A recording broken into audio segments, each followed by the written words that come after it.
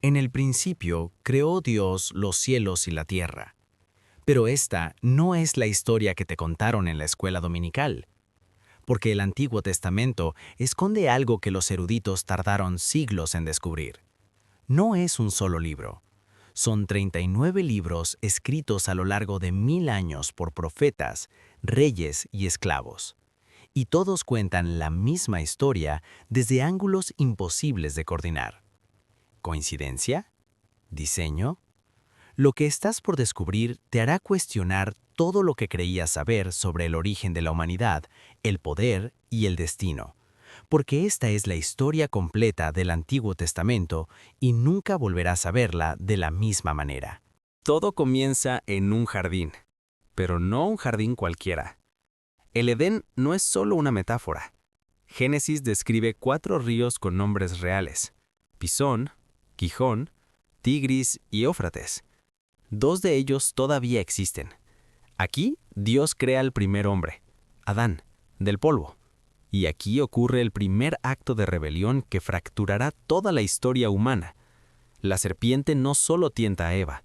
Dios pronuncia una maldición que es, en realidad, la primera promesa de un Salvador.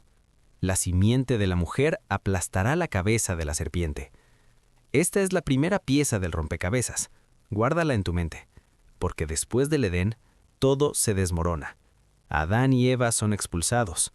Su hijo Caín asesina a Abel.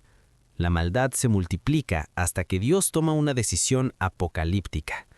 Y lo que viene a continuación revelará por qué esta decisión sigue encontrando evidencia en culturas de todo el mundo. Génesis 6. La tierra está llena de violencia. Dios decide borrar su creación, excepto a un hombre, Noé. Un arca de dimensiones exactas, 137 metros de largo. 2 de cada especie. Una puerta, una ventana. Esto es lo que no te dijeron. Más de 270 culturas antiguas tienen historias de un diluvio global. Babilonios, sumerios, aztecas, chinos, todos hablan de un barco, un hombre justo y animales salvados. Memoria colectiva o evidencia de un evento real. Después del diluvio, Dios hace un pacto con Noé. El arco iris se convierte en el primer símbolo de una promesa divina. Pero la humanidad no aprende. Generaciones después, en las llanuras de Sinar, los hombres construyen una torre para alcanzar el cielo, y Dios confunde sus lenguas. La Torre de Babel no es ficción. Los zigurats mesopotámicos eran estructuras reales. El más famoso, el Etemananki de Babilonia, medía 91 metros y estaba dedicado al dios Marduk. La dispersión de las naciones comienza aquí. Y de esta dispersión surgirá un hombre que cambiará todo. Porque en medio del caos, Dios elige a alguien insignificante, un anciano sin hijos, y le hace una promesa que desafiará las leyes de la naturaleza. Lo que viene ahora es el inicio de un linaje que llevará directamente al secreto que prometí revelarte. Génesis 12. Un hombre llamado Abraham escucha una voz. Vete de tu tierra y de tu parentela, a la tierra que te mostraré. Tiene 75 años, no tiene hijos, su esposa Sara es estéril. Y Dios le promete, haré de ti una nación grande. La jornada imposible comienza. La ciudad de Ur, hogar de Abraham, fue descubierta en 1922. Era una metrópoli avanzada con zigurat, escritura cuneiforme y sistemas de riego. Abraham no era un nómada ignorante, era un hombre educado que abandonó la civilización para seguir a un Dios invisible. Pero la promesa parece imposible. Pasan 25 años. Sara sigue sin hijos. Hasta que Dios lleva a Abraham afuera y le dice, mira al cielo y cuenta las estrellas, así será tu descendencia. Un año después, nace Isaac. Pero aquí viene la prueba más brutal de la historia bíblica. Dios le pide a Abraham que sacrifique a Isaac, su único hijo, la clave de toda la promesa. Abraham obedece. Levanta el cuchillo. Y justo antes del golpe final, Dios detiene su mano y provee un carnero. Este monte se llama Moriah, recuerda ese nombre, porque 2000 años después, en ese mismo monte, otro padre ofrecerá a su único hijo, pero esta vez el cuchillo no se detendrá. Isaac tiene 2 hijos, Esaú y Jacob. Jacob engaña a su hermano, huye, lucha con Dios toda una noche y recibe un nuevo nombre, Israel. De Jacob nacen 12 hijos, 12 tribus, una nación. Pero uno de esos hijos será vendido como esclavo y se convertirá en el salvador de su familia. La historia de José es una de traición, esclavitud y poder. Y lo que descubrirás ahora es cómo Egipto se convierte en el escenario del milagro más documentado de la historia antigua. Los descendientes de Jacob se multiplican en Egipto, de 70 personas a millones. Faraón teme una rebelión y los esclaviza. Durante 400 años, Israel clama por liberación. Entonces nace Moisés, salvado de una masacre infantil, criado en el palacio de Faraón, educado en toda la sabiduría egipcia. Pero Moisés asesina a un egipcio, huye al desierto, y allí, frente a una zarza ardiente, Dios le da su nombre: Yo soy el que soy.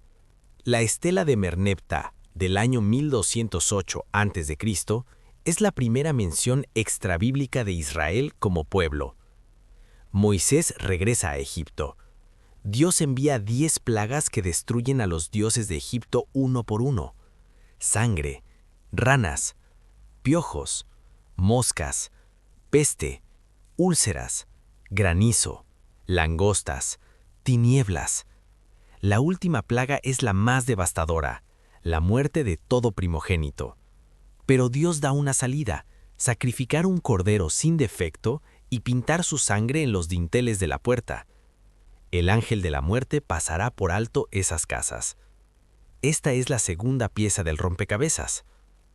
Israel escapa, Faraón los persigue, Dios abre el mar rojo, el ejército egipcio se ahoga. Y en el desierto de Sinaí, Dios le da a Moisés las leyes que definirán a Israel para siempre: los 10 mandamientos, el tabernáculo, el sistema de sacrificios. Todo apunta a lo mismo: sin derramamiento de sangre no hay perdón de pecados. Pero Israel no obedece, se rebelan, adoran un becerro de oro. Vagan 40 años en el desierto hasta que toda esa generación muere. Y cuando finalmente están listos para entrar a la tierra prometida, lo que viene es una guerra de conquista que revela la justicia de Dios de una manera que pocos entienden. Josué lidera a Israel a Canaán. La primera ciudad que cae es Jericó, con un método imposible: caminar alrededor de ella durante 7 días. En la década de 1950, la arqueóloga Kathleen Kenyon descubrió que las murallas de Jericó colapsaron hacia afuera, no hacia adentro, algo inusual en un asedio. Además, encontró evidencia de destrucción por fuego y jarras llenas de grano, señal de una conquista rápida, no un asedio prolongado, exactamente como describe Josué 6. Israel conquista la tierra, pero después de Josué se olvidan de Dios. Entran en un ciclo oscuro, pecan, son oprimidos, claman, Dios envía un juez que los libera y vuelven a pecar. Débora, Gedeón, Sansón. Pero Israel quiere un rey como las demás naciones. Dios les advierte, pero insisten. Saúl es el primer rey, y fracasa. Entonces Dios elige a un pastor adolescente llamado David. Mata a Goliat con una honda. Se convierte en rey, conquista Jerusalén.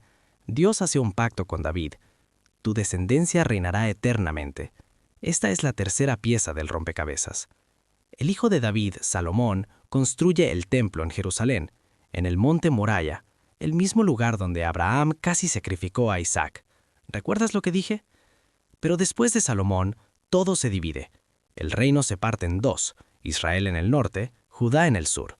Y comienza la cuenta regresiva hacia la destrucción, porque lo que viene ahora es la caída más brutal de la historia bíblica y el nacimiento de las profecías que anuncian un rey que no fallará. Israel y Judá se hunden en la idolatría.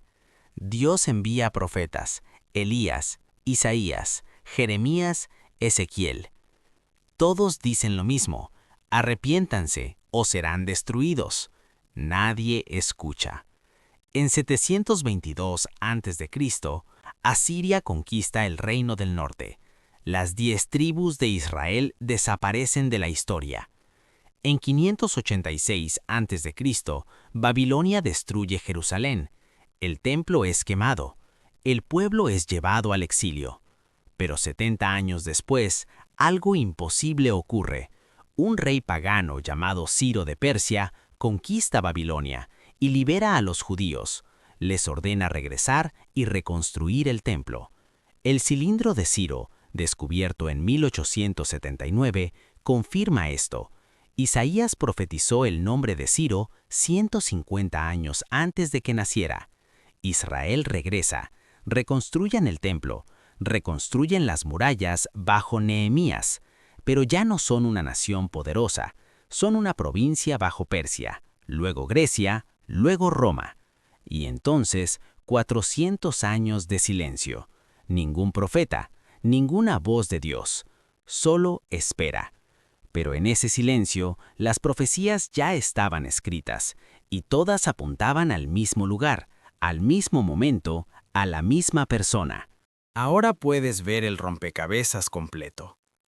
Primera pieza: la simiente de la mujer que aplastará la cabeza de la serpiente. Segunda pieza: el Cordero de la Pascua cuya sangre salva de la muerte.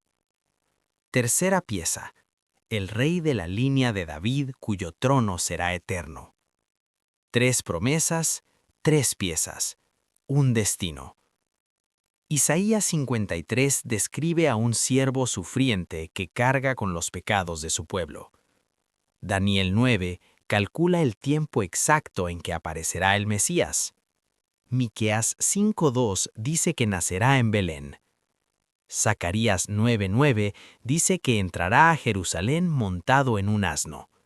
Salmos 22 describe una crucifixión, 1000 años antes de que Roma inventara la crucifixión. Más de 300 profecías, un solo cumplimiento.